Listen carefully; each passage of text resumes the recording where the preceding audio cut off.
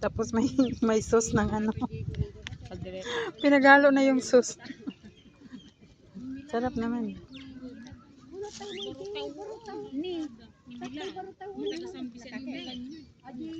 Yung kanin, ano, madaling masira kasi hindi ayos ang in-in. Maabutan yata ng tanghali yan. Alam mo yung in-in? Yung pinaano talaga.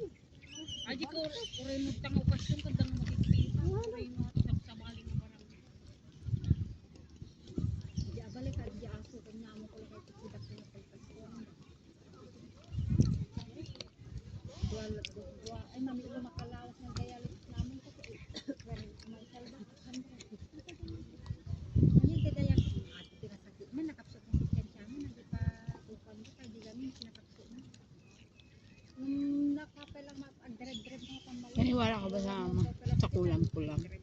Bakit? Meron din mga iba totoo. Pero depende. Kasi may kakilala niya ako na ayaw niya ng dagat. Ayaw niya.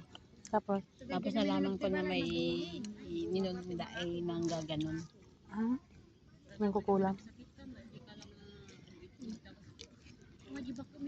Ako kasi iba ang feeling kapag ako nasa tabing dagat. Oo. Meron ka. Iba yung lahat ng mga sakit-sakit ng katawan ko nawawala. Kahit magdubdob ka lang, ang sakit ng katawan mo nawawala. O sa ako, halimbawa may ano kasi may nagbubulong-bulong, may Nagkukulang. Oo. Ilublob mo lang dagat yan, wala na eh.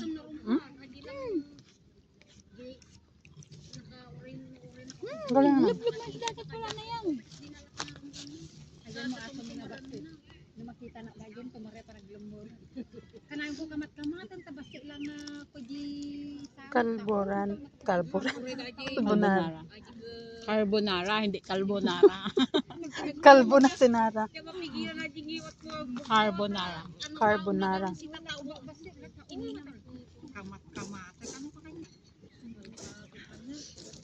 Kung di ko kasama si Lolo kapon, nilagyan ko pa sana ng hipon yan. Okay na yan. Ganyan. Nag-iwan ako doon ng sosa saka kantot pasta. Abo ko babae, parang bata din yun eh. Gusto yun, ano, yung mga lutuin ko ititikman. Tikman lang niya talaga.